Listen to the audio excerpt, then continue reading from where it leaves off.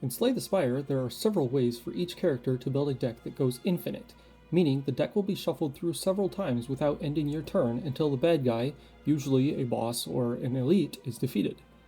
Building a deck that can go infinite grants easy access to several achievements, and it requires a fun and special kind of deck building mindset that makes a lot of players froth at the mouth to make the best one. In this video, we're covering some of the easiest to achieve infinite combos for each character, and since there are so many ways to fail in an infinite run, we're also going to cover some of the biggest roadblocks to going infinite and talk about solutions to overcoming them. The Ironclad's infinite might be the easiest one to achieve. Why? Well, first of all, it doesn't require any rare cards to operate, and second, it doesn't require a whole lot of extra mana generation either. The keys to this deck are: first, have a reliable source of applying vulnerable to an enemy. The best card for this is going to be Thunderclap, because it only has a 1 energy cost and it puts vulnerable on all enemies that don't have artifact. Next, you're going to need 1, preferably 2 copies of Dropkick. When it's played on a vulnerable enemy, Dropkick's energy cost of 1 is replenished, and you get to draw an additional card. After you find Dropkick, you need to look for low-cost cards that draw more cards once they're played. An upgraded Pommel Strike here is excellent, or if you can buy the colorless card Finesse, it's also going to be a good one to look out for. Once you have a couple of cards that draw for you, next you need to remove as many of the other useless cards as you can. Aim to have a full deck size of 8 or less, with 5 being the most optimal choice. From here, make the bad guys vulnerable and get one of your Dropkicks in hand using your draw cards. Continue playing Dropkick, ideally having just one Dropkick in your discard pile so that when you play the next one, it draws Dropkick again. Keep the rest of your cards in hand, and if you need to, play Pommel Strike or Finesse to get Dropkick back into your hand. Finally, if you can't get your deck down to 5 cards, grab Offering, especially upgraded. You can play it to get all the cards into your hand and then use the extra energy it provides to play Thunderclap and Dropkick combinations. Now is a great time to type caw down in the comments section, hit the like button, and subscribe to get even more videos like this.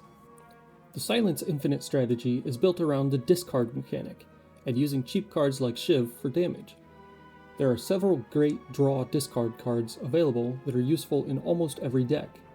Every silent build can make incredible use out of at least 1, and most of the time 2 copies of Acrobatics.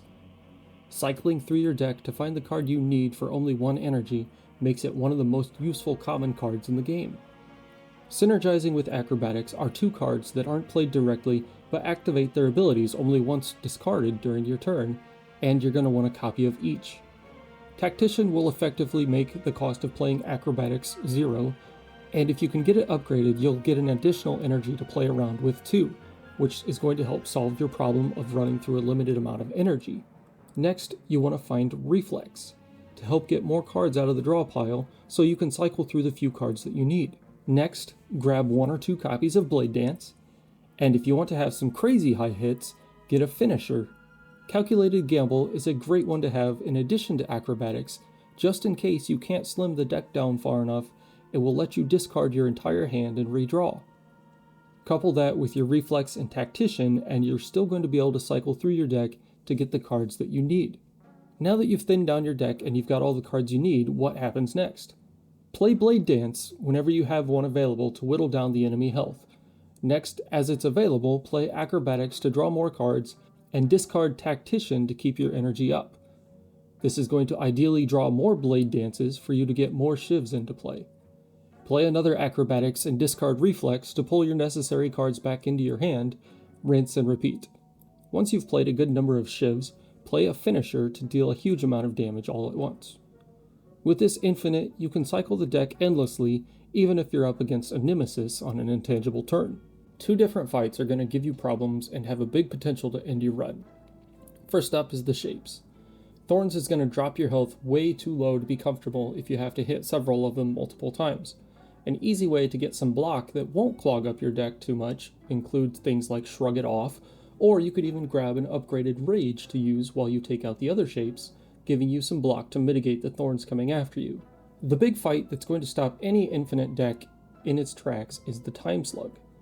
There's no getting around the 12 card limit, so it's critical to play the long game. Make sure to use some of the 12 cards to help set yourself up for the next turn, to keep going and make absolutely certain you don't miss and get stuck with no energy on a 10 or 11. Grabbing some helpful relics like Ornamental Fan or Abacus is going to at least give you a little bit of block. And eventually, if you play your cards right, even the Time Slug can be dealt with. Up next, we have the Defect playing with a Claw deck. Unlike the Silent and Ironclad, going infinite with the Defect is going to require you play all the cards in your deck rather than playing the same one or two over and over again. The Defect doesn't have as many cards that will help you keep drawing, especially for longer fights, so you're going to need to put a big priority on finding an unceasing top, so that once you do play all your cards, you can keep drawing more. Of course, you'll want to make absolutely certain you either don't pick up any curses or have something like Blue Candle to get rid of them. With this deck, of course, you're going to want a Claw or 4, and you could grab cards like Beam Cell and go for the eyes too.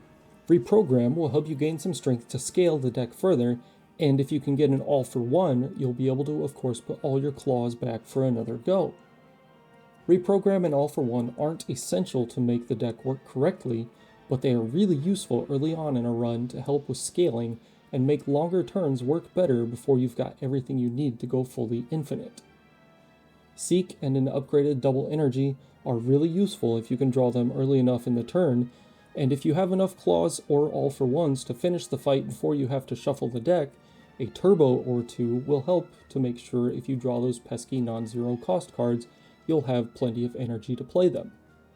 Just watch out for drawing voids, as those are going to end your infinite combo really quick. But in this case, you can grab a medical kit to take care of those really easily. And I've actually put a full video on building an infinite deck with the Watcher together, and you can check that out here.